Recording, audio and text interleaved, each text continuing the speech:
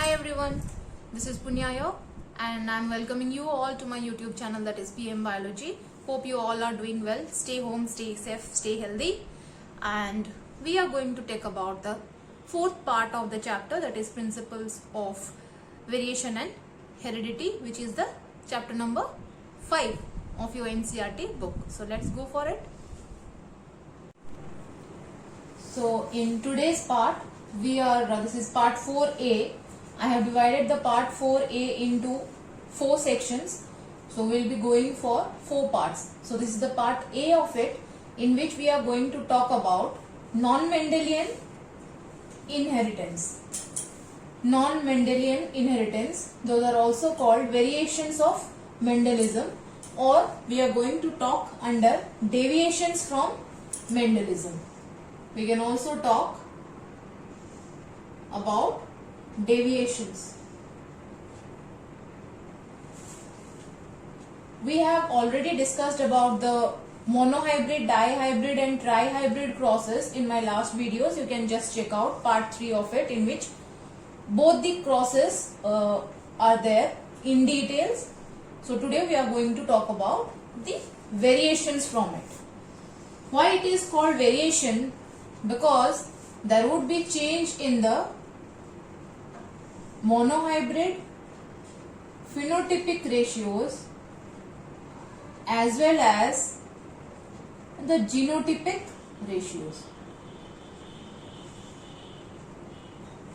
While we will be discussing about it, we will be checking how it's different and why it is differing from each other also.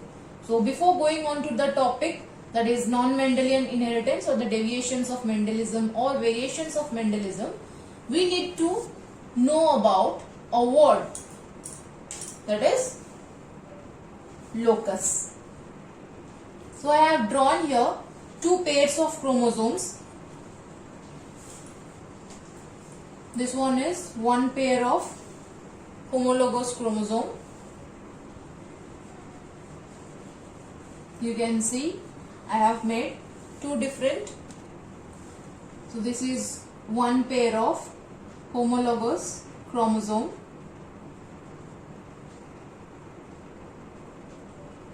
This is the other pair of homologous chromosome.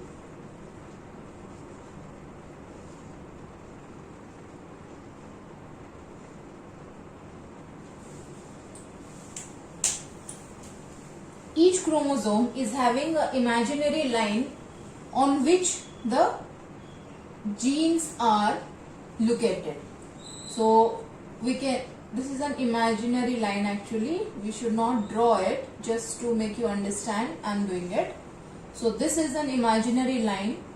It is present in each and all chromosomes, and on this thing we place the genes. So this is the loci. The imaginary line which is there present in each chromosome, which has a specific gene on it, like this. So this is your locus. It's an imaginary line, so it's not required if I draw or if I erase it.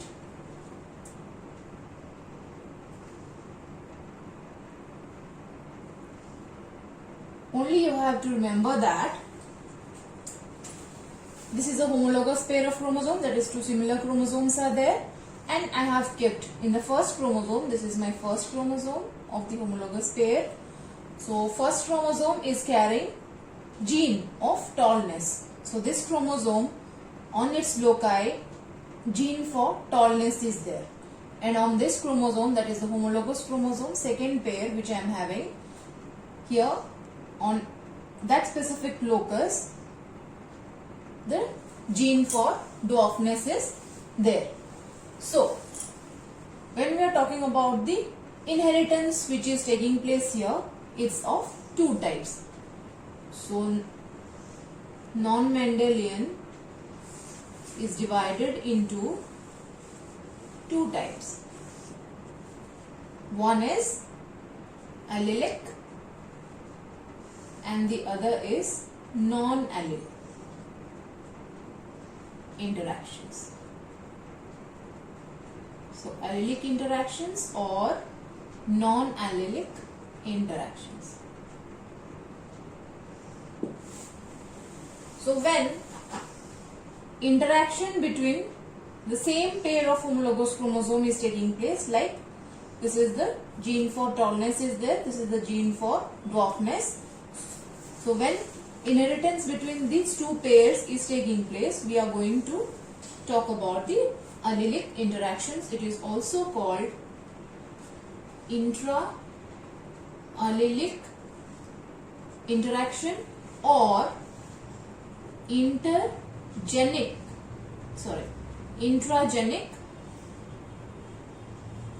interactions. Intra, between the two homologous chromosomes. But when we are going to check for this pair and this pair, then that would be coming under non-allelic interactions. This non-allelic interactions is between inter-allelic or intergenic, between different homologous, or we can say between different chromosomes.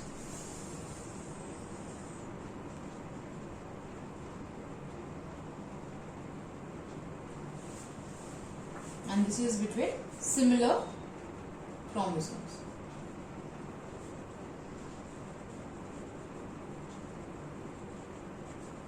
So today in this part of the non-Mendelian inheritance, we will be discussing about allelic interactions, that is intra-allelic or intragenic interactions. So we will be only taking the first part today.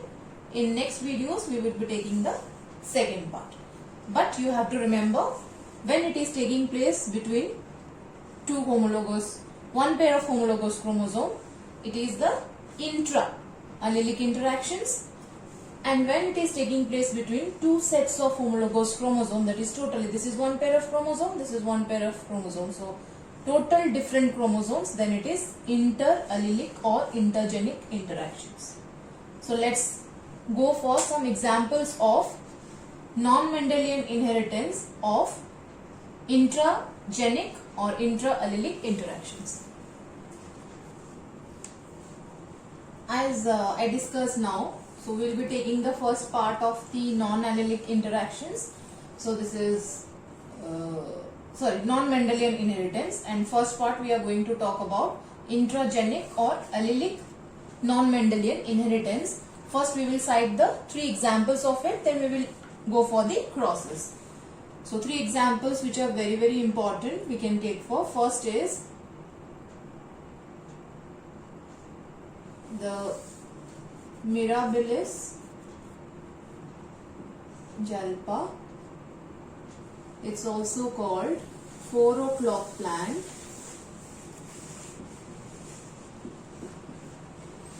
Second is Antirrhinum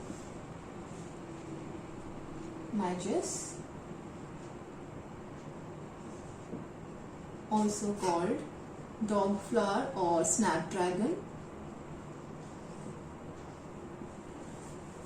Third, it is in case of an animal, it's Andalusian fowl.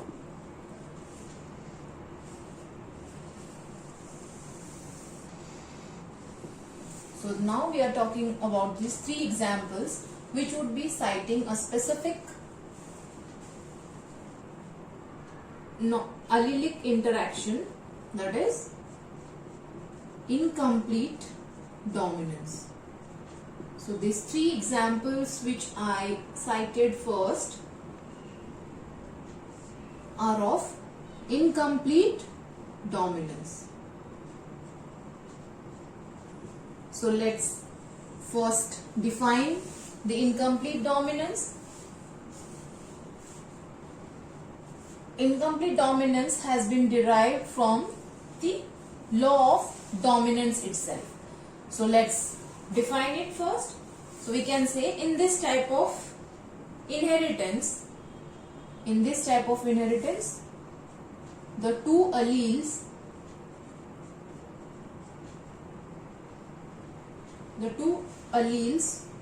of a gene do not express as dominant and recessive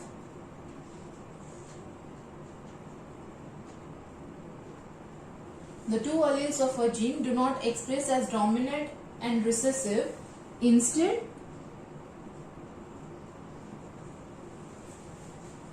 they express themselves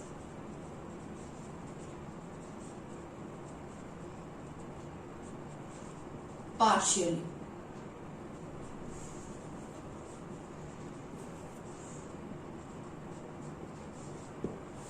What was happening in the law of dominance? Only the dominant character was expressed in the F1 hybrid. But here, neither the dominant, neither the recessive character would be expressed, but instead of them, a partial character would be expressed in the F1 generation.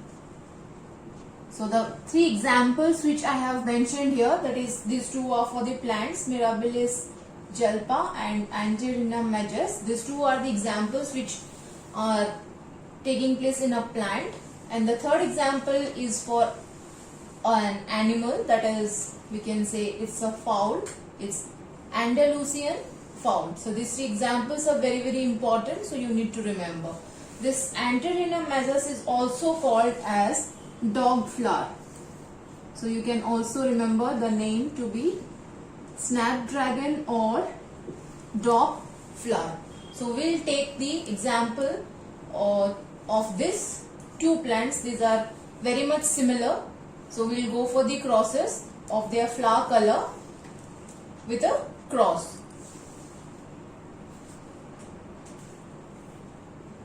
So we are going to talk about the example of the incomplete dominance, and I would be explaining it with a cross. We have taken or chosen the character, that is flower color in Mirabilis jalpa or dog flower. So both these plants, flower color is the character which was chosen for this explaining the incomplete dominance. So I will be writing for it. So the flower color, that is dominant in case of, the dominant color is red, and it was crossed with of white, that is the recessive one.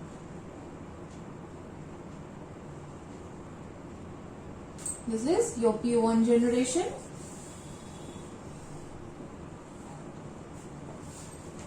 Now if we take out the gametes, these are the gametes.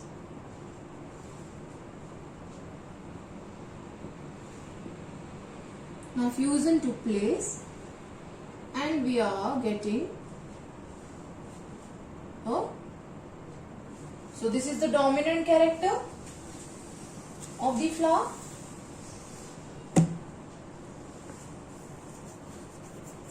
Dominant gene expresses red color, recessive gene expresses white color, but here intermediate product would be formed. That means neither the particular red color would be expressed, neither exactly the white, but it's the mixture of both. That is, we are getting a pink flower in the F1 generation. So this is your F1 generation, and in F1 generation we are getting pink flower. So this is intermediate character. That means neither the dominant character is expressed, neither the recessive character is expressed. Instead, a blended character is expressed in the F1 generation, that is pink. Again, upon selfing, we are going for the F2 generation. Now we are going for selfing.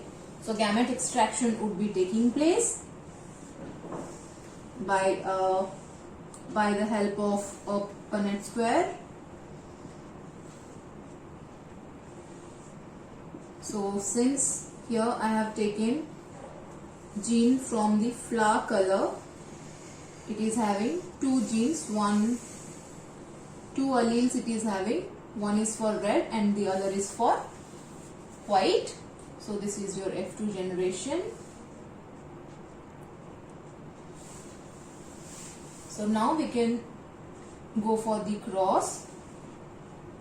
This is capital R, capital R, capital R, small r, capital R, or we can write it capital R, small r, and the last one is small r, small r. So now let's write the exact phenotype character which we are getting. Both are capital R, means only the dominant character is expressed, that is red. One is capital R and the other is small r, like the F1 hybrid, that means it's pink. This is also the same, one small r, one capital R, so it is also pink. And these two are small, that is the recessive character, so you can check recessive character is represented as white. Right? So now we will be writing about, we know the phenotype, so now we will be writing about the phenotypic ratio, then we will be going for the genotypic ratio also. So now we are going to write the phenotypic ratio. So phenotypic ratio, when we are going to check for, one is red, right, two are pink and one is white. So the ratio says 1:2, 2:1. So one is your red, two are pink and one is white. When we are going for the genotypic ratio, it's again, we can say genetic constitution. So both capital R, this is the first genotype, that is 1. Next, with a capital R, small r, 2 are there, so it's 2, and the last, it's both are small, so again it's 1. So in incomplete dominance, the phenotypic ratio is equal to the genotypic ratio. It's happened only in incomplete dominance. In incomplete dominance, the ratio of phenotype and genotype are same, that is 1:2, 2:1. Now why it is called deviations from Mendel's law, that we need to know. Think about the monohybrid phenotypic ratio of Mendel. What was it? It was, the ratio was 3:1. Think about the monohybrid genotypic ratio. It was 1:2, 2:1. So here we can say that in incomplete dominance, the phenotypic ratio comes out to be this, that is 1:2, 2:1. While we were checking for monohybrid cross, it was coming to be 3:1. So this is differing from the incomplete dominant phenotypic ratio, hence it is coming under the example of incomplete dominance.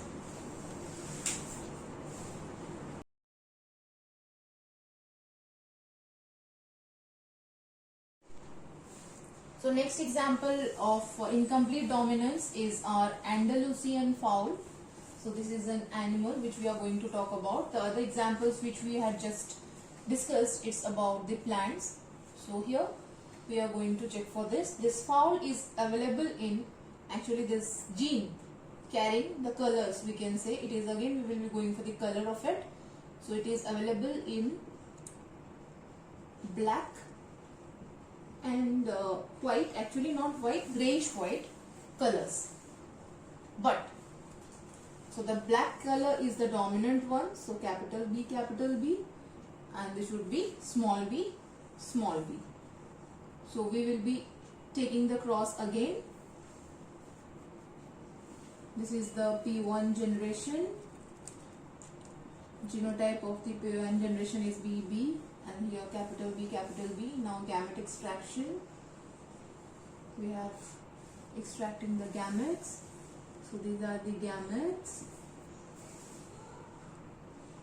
Now fusion took place and we are getting this. So here also, since it is example of incomplete dominance, not only the dominant or the recessive character would be expressed, but an intermediate type of color would be there. So this is blue color found. So this is an intermediate color. Now we are going for selfing. This is the F1 generation. Feature of the animal is blue. We are going for selfing. So selfing gives us F2 generation.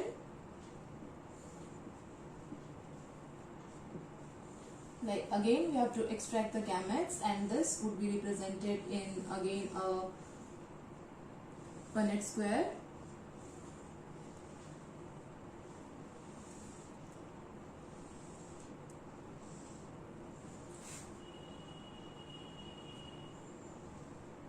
This Punnett square we have done.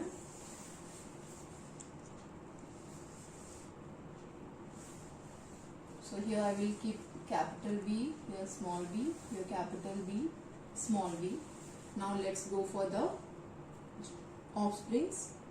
Its first is capital B, here it's capital B, small b, here it's capital B, small b, and the last offspring is both are small. Now let's write the phenotype of it. When both capital B's are there, that means it's a dominant character. So it's black. One capital B, one small b, that means it would be having an intermediate character, that is blue. This one also blue, since it is having both the alleles there, one dominant, one recessive. The last one is both are recessive, so it would be showing one white color.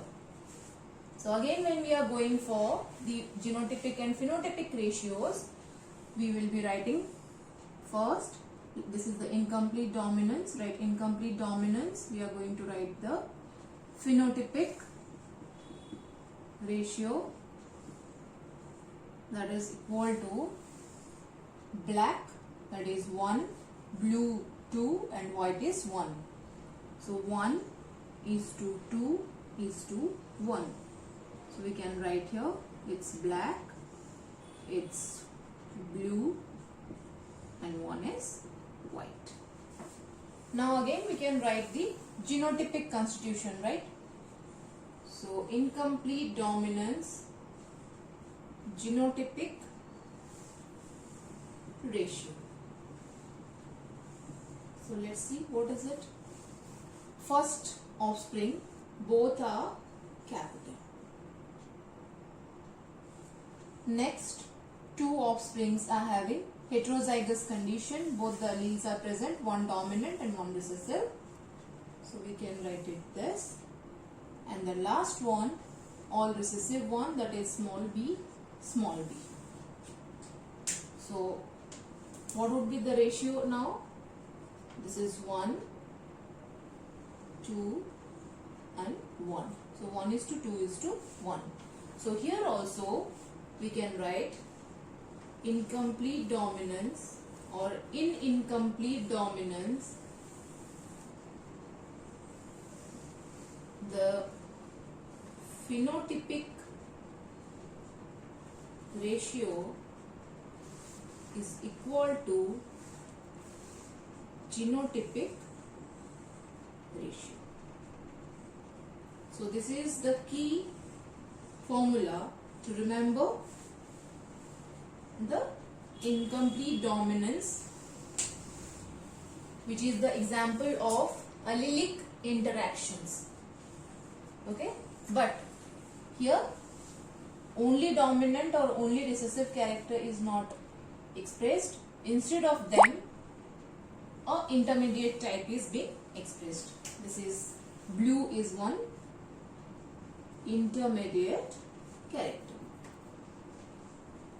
So gene is one. Gene is for the color of the fowl, but neither the dominant neither the recessive is being expressed, but intermediate type is being expressed. So partially the dominant gene is also expressing and partially the recessive gene is also expressing.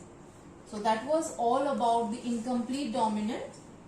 In the next class we will be going for, that is in the part 4b, we will be going for some of the examples of your non-allelic interactions. This was all about allelic interaction, that is they are present in the same homologous chromosomes, like we just discussed in the first starting of this video.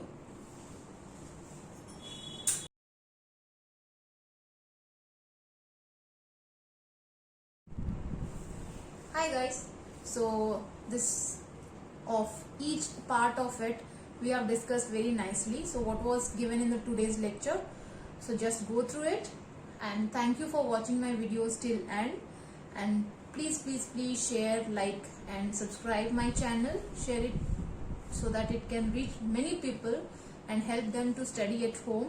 This is a COVID situation and I am trying to help it to my level best. Thank you.